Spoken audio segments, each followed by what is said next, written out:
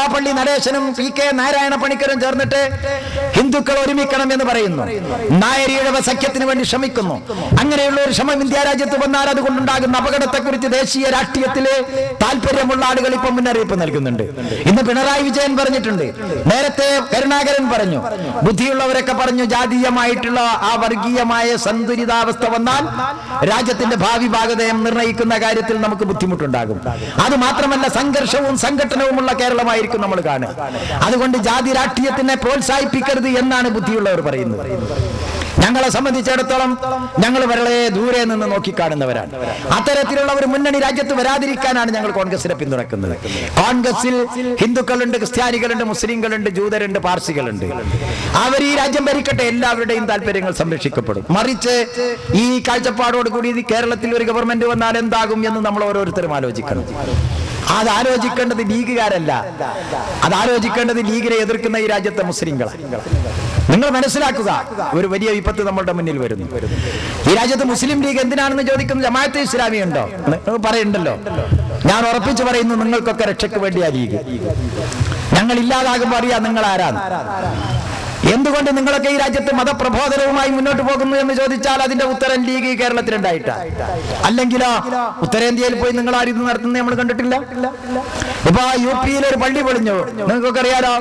3.5 കോടി മുസ്ലിമീങ്ങളുണ്ട്. ബാബരി മസ്ജിദ് തകർന്ന ഉത്തർപ്രദേശിൽ, ആ ഉത്തർപ്രദേശിലെ ഫൈലാബാദിൽ നഷ്ടപ്പെട്ടു പോയ പള്ളി വീണ്ടും കിട്ടാൻ ആരാണ് ജോലി ചെയ്യേണ്ടത്, ആരാണ് പണിയെടുക്കേണ്ടത്, ആരാണ് ആവശ്യപ്പെടേണ്ടത്, ആരാണ് നിർബന്ധിക്കേണ്ടത് എന്ന് ജമാഅത്തെ ഇസ്ലാമിക്കാർ പറയുന്നുണ്ടല്ലോ. ആരെ പറ്റിയാ നിങ്ങൾ പറയുന്നത്? പാണക്കാട് തങ്ങൾ വിചാരിച്ചാൽ ബാബരി മസ്ജിദ് ഉണ്ടാകും അല്ലേ? പറഞ്ഞല്ലോ. തങ്ങൾ ഉത്തരം പറയണം. എന്തിനാ തങ്ങൾ ഉത്തരം പറയേണ്ടത്? ഉത്തർപ്രദേശിലെ ഫൈലാബാദിലെ പള്ളി പൊളിച്ചതിന്റെ ഉത്തരം പറയേണ്ടത് പാണക്കാട് തങ്ങളാണ്. തങ്ങളാണ് ഉത്തരം പറയേണ്ടതല്ല, അവിടുത്തെ 3.5 കോടി മുസ്ലിങ്ങളാണ്. അവരെ സംഘടിത രാഷ്ട്രീയ രംഗത്ത് നിന്ന് മാറ്റി നിർത്തുന്നത് ആരാണോ പ്രവർത്തിച്ചത് അവരാണ്. ഈ ജമാഅത്തെ ഇസ്ലാമി അവിടെ പ്രവർത്തിച്ചിട്ടില്ലായിരുന്നുവെങ്കിൽ അവിടെ ഒരു രാഷ്ട്രീയ പ്രസ്ഥാനം ഉണ്ടാകുമായിരുന്നു. ഞാൻ ഉറപ്പിച്ചു പറയുന്നു, സ്വാതന്ത്ര്യാനന്തര ഭാരതത്തിൽ ഏറ്റവും ശക്തമായി രാഷ്ട്രീയ പ്രവർത്തനം നടത്താൻ പറ്റിയ മണ്ണായിരുന്നു UP. കാരണം ഇന്ത്യൻ രാഷ്ട്രീയത്തിന്റെ മുസ്ലിം നേതൃത്വം ഉണ്ടായത് UP-യിൽ നിന്നാണ്. അവിടെയാണല്ലോ നമ്മളുടെ ദൈവബന്ധുള്ളത്, അവിടെയാണല്ലോ മുസ്ലിമീങ്ങളുടെ ഏറ്റവും വലിയ വിദ്യാഭ്യാസ സ്ഥാപനമുള്ളത്. ആ അലീഗറിൽ നിന്നാണല്ലോ നമ്മൾ ഈ രാജ്യത്തിന് വെളിച്ചം നൽകിയത്. ആ അലീഗർ മുസ്ലിം യൂണിവേഴ്സിറ്റിയുള്ള പ്രദേശത്ത് എന്തുകൊണ്ട് രാഷ്ട്രീയ പ്രവർത്തനം ഉണ്ടായില്ല? സർ സയ്യിദ് അഹമ്മദ് ഖാൻ ഇന്ത്യൻ രാഷ്ട്രീയത്തിന് നേതൃത്വം നൽകിയത് ആ ഒരൊറ്റ പ്രസ്ഥാനത്തെ മുന്നിൽ വെച്ചുകൊണ്ടാണ്. പക്ഷേ അവിടുത്തെ മുസ്ലിമീങ്ങളെ ചിഹ്ന ഭിന്നമാക്കാനേ നിങ്ങൾക്ക് കഴിഞ്ഞുള്ളൂ. എന്നാൽ ഇവിടെ ഒരു മനുഷ്യനുണ്ടായിരുന്നു ഈ കേരളത്തിൽ, മഹാനായ KMCD സാഹിബ്. ആ മനുഷ്യന്റെ രാഷ്ട്രീയമായ ബുദ്ധിയാണ് നമ്മളെ കേരളത്തിലെ മുസ്ലിമീങ്ങൾ ഒരുമിച്ച് നിർത്തിയത്. എന്തെല്ലാം കളി കളിച്ചു നിങ്ങൾ അന്നിവിടെ. സുന്നി മുജാഹിദ് പ്രശ്നത്തിലൂടെ ലീഗിനെ തകർക്കാൻ അന്ന് നിങ്ങൾ ശ്രമിച്ചിട്ടില്ലേ? പുതിയ സംഭവമാണോ ഇതല്ല? മഹാനായ ബാഫക്കി തങ്ങൾ പ്രസിഡന്റും KMCD സാഹിബ് ജനറൽ സെക്രട്ടറിയും MK ഹാജി സാഹിബ് ഖജാൻജിയുമായ കമ്മിറ്റി കേരളത്തിൽ പ്രവർത്തിക്കുമ്പോ സുന്നി മുജാഹിദ് പ്രശ്നത്തിലൂടെ ഞങ്ങളെ തളർത്താൻ ശ്രമിച്ചിട്ടുണ്ട്. പക്ഷേ ഈ രാജ്യത്തെ മുസ്ലിമീങ്ങൾക്ക് രാഷ്ട്രീയ ബോധമുണ്ടായിരുന്നു. ആ ബോധം ഉപയോഗപ്പെടുത്തിക്കൊണ്ടാണ് ഇവിടെ മുസ്ലിം ലീഗ് പ്രസ്ഥാനം വളർന്നത്. അങ്ങനെ ഒരു നേതാവിന്റെ അഭാവമാണ് ഉത്തരേന്ത്യയിൽ നമുക്ക് നഷ്ടപ്പെട്ടത്. ഒരു നേതാവ് ഉണ്ടായിരുന്നുവെങ്കിൽ ഉത്തരേന്ത്യയിലെ മുസ്ലിമീങ്ങൾ വെളിച്ചം കാണുമായിരുന്നു. ഇന്ന് നമ്മൾ അവർ ഉറ്റുനോക്കുന്നുണ്ട്. ഇവിടെ ഉദ്ഘാടന പ്രസംഗത്തിൽ ഉബൈദുള്ള പറഞ്ഞതുപോലെ ഈ കേരളത്തിൽ നിന്ന് ഒരു മനുഷ്യനെ ഇന്ത്യൻ പാർലമെന്റിൽ എത്തിച്ചതിന്റെ നന്ദി എത്ര വലുതാണെന്നറിയോ നിങ്ങൾ? ഉത്തർപ്രദേശിൽ, ബീഹാറിൽ, രാജസ്ഥാനിൽ, മധ്യപ്രദേശിൽ, ഹിമാചൽ പ്രദേശിൽ, ഹരിയാനയിൽ, ആസാമിൽ, ഗുജറാത്തിൽ, മഹാരാഷ്ട്രയിൽ, കർണാടകയിൽ, തമിഴ്നാട്ടിൽ, ആന്ധ്രാപ്രദേശിലുള്ള മുസ്ലിങ്ങളൊക്കെ പടച്ച തമ്പുരാനോട് പ്രാർത്ഥിക്കുന്നത് എന്താ? പടച്ചവനെ, ഈ ഒരു ആനുകൂല്യം ഞങ്ങൾക്ക് ഉണ്ടാക്കി തരുന്നതിന് വേണ്ടി പ്രവർത്തിച്ച കേരളത്തിലെ മുസ്ലിമീങ്ങൾക്ക് നീ നന്മ നൽകണമെന്ന്. ഈ അഹമ്മദ് എന്ന് പറയുന്ന മനുഷ്യനെ ഇന്ത്യൻ പാർലമെന്റിൽ എത്തിച്ചത് കൊണ്ടുള്ള ഗുണം താരം നിങ്ങൾ മുസ്ലിം സമുദായത്തിന്റെ താല്പര്യങ്ങൾ 100% എന്ന് ഞാൻ പറയുന്നില്ല, ഒരു പരിധി വരെയെങ്കിലും നമുക്ക് നേടിയെടുക്കാൻ കഴിയുന്ന രാഷ്ട്രീയ അന്തരീക്ഷം ഉണ്ടായി. ഒരു കാര്യം ഞാൻ പറയാം, ഇക്കൊല്ലം ഹജ്ജ് നടക്കാൻ പോവാണല്ലോ. ഇക്കൊല്ലം ഹജ്ജ് നടക്കാൻ പോവാ 21ഓ 22ഓ സംശയമുള്ളൂ അല്ലെ? ഒന്നുകിൽ 21-ാം തീയതി, ഏറെക്കുറെ അങ്ങനെ തന്നെ ആവുന്ന എനിക്ക് തോന്നുന്നത്. ഈ ഹജ്ജിന് പോയിട്ടുണ്ട് ഇവിടുന്ന് 72,000 മനുഷ്യന്മാർ ഇന്ത്യയിൽ നിന്ന്. ആ 72,000 മനുഷ്യന്മാരെ ഞാൻ ഉറപ്പിച്ചു പറയുന്നു അഹമ്മദ് സാഹിബിന് വേണ്ടി പ്രാർത്ഥിക്കും. എന്താ കാര്യം? ഹജ്ജിന് നിർത്തലാക്കിയ സബ്സിഡി പുനഃസ്ഥാപിച്ചു അഹമ്മദ് സാഹിബ്. അപ്പൊ നിങ്ങൾ ചോദിക്കും എന്താ ഒരു 12,000 രൂപയുടെ ആനുകൂല്യം എത്ര വലിയ ആനോ? അല്ല, വളരെ ചെറുതാണ്. പക്ഷേ ആ ആനുകൂല്യത്തെക്കാളും വലുത് അവന്റെ അഭിമാനമാണ്. കഴിഞ്ഞ കൊല്ലം കിട്ടിയ ഇൻകം ടാക്സിന്റെ കടലാസ് മതിയാവില്ല ഇക്കൊല്ല, അപ്പൊ പിന്നെയും പോകും. അപ്പൊ നമുക്ക് ആകെ പണി എന്താ? അജ്ജന് അപേക്ഷ കൊടുക്കലല്ല, ഇൻകം ടാക്സിന് വേണ്ടി നടക്കല. അവിടെ നിന്ന് ഈ രാജ്യത്തെ മനുഷ്യന്മാരെ മുസ്ലിമീങ്ങളെ രക്ഷിച്ചെടുത്തത് ലീഗ. 72,000 ആളുകൾക്കും ഒരുമിച്ച് ഇന്ത്യയിൽ നിന്ന് പോകാൻ പറ്റില്ല എന്നായിരുന്നു തീരുമാനം. കുറെ ആളുകൾക്ക് ഇക്കൊല്ലം ഹജ്ജിന് പോകുന്നതിൽ നിന്ന് തടസ്സമുണ്ടാകും എന്ന് നേരത്തെ റിപ്പോർട്ട് വന്നു. പക്ഷേ അഹമ്മദ് സാഹിബ് ഇന്ത്യൻ പ്രധാനമന്ത്രി മൻമോഹൻ സിംഗുമായി ആ കാര്യത്തെക്കുറിച്ച് ബന്ധപ്പെട്ട് അവസാനം അപേക്ഷ കൊടുത്ത മുഴുവൻ ആളുകൾക്കും ഹജ്ജിന് പോകാനുള്ള സൗകര്യമുണ്ടായി. ആ സൗകര്യമുണ്ടാക്കിയതിന്റെ പേരിൽ ഞാൻ പറയുന്നു, ഹജ്ജിന് പോയ മുഴുവൻ ആളുകളും നമുക്ക് വേണ്ടി പ്രാർത്ഥിക്കും. അത് മാത്രമല്ല, കഴിഞ്ഞ കുറെ കൊല്ലങ്ങളായി ഹാജിമാർക്ക് അനുഭവപ്പെട്ടിരുന്ന ദുരിതവും ദുഃഖവും ഇക്കൊല്ലം ഹജ്ജിന് പോകുന്ന ആളുകൾക്ക് ഉണ്ടാകാതിരിക്കാൻ താമസത്തിന്റെ കാര്യത്തിൽ പ്രത്യേക കാര്യങ്ങൾ ശ്രദ്ധിക്കാൻ മന്ത്രി തന്നെ നേരിട്ട് പോയിട്ട് താമസ സ്ഥലങ്ങൾ ശരിപ്പെടുത്തി. മദീനയിലേക്ക് കേരളത്തിൽ നിന്ന് ആദ്യമായിട്ടാണ് വിമാനത്തിൽ ആൾ പോകുന്നത്.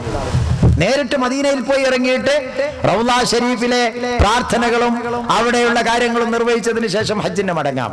അതല്ല, ഹജ്ജിന്റെ സീസണിലാണ് പോകുന്നതെങ്കിൽ അവൻ മക്കത്തിറങ്ങാം, ജിദ്ദയിൽ. എന്നിട്ട് ഹജ്ജ് കഴിഞ്ഞിട്ട് അവന് മദീനത്തേക്ക് പോകാം. ഒരേ സമയത്ത് തന്നെ 2 സൗകര്യവുമുള്ള വിമാന സൗകര്യം ഉണ്ടാക്കിയത് ഈ ഗവൺമെന്റാ. ആ ഗവൺമെന്റിൽ ആ കാര്യത്തിന് വേണ്ടി പ്രവർത്തിച്ചത് അഹമ്മദ് സാഹിബ്.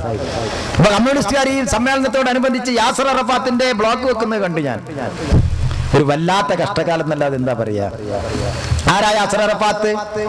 ഇസ്രായേലിയരുടെ മർദ്ദനത്തിൽ നിന്ന് ഫലസ്തീൻ ജനതയെ മോചിപ്പിക്കുന്നതിന് വേണ്ടിയുള്ള പോരാട്ടത്തിൽ മരിച്ചുപോയ വിപ്ലവകാരിയാണ്. ആ ഇസ്രായേലിയരെ അവിടെ കുടിയിരുത്താൻ വേണ്ടി തീരുമാനിച്ച അമേരിക്കയോടൊപ്പം നിന്ന് അവർക്ക് അംഗീകാരം കൊടുത്തത് സോവിയറ്റ് റഷ്യ. കമ്മ്യൂണിസ്റ്റ് റഷ്യയാണ് ആദ്യമായി ഇസ്രായേലിനെ അംഗീകരിച്ച രാഷ്ട്രം.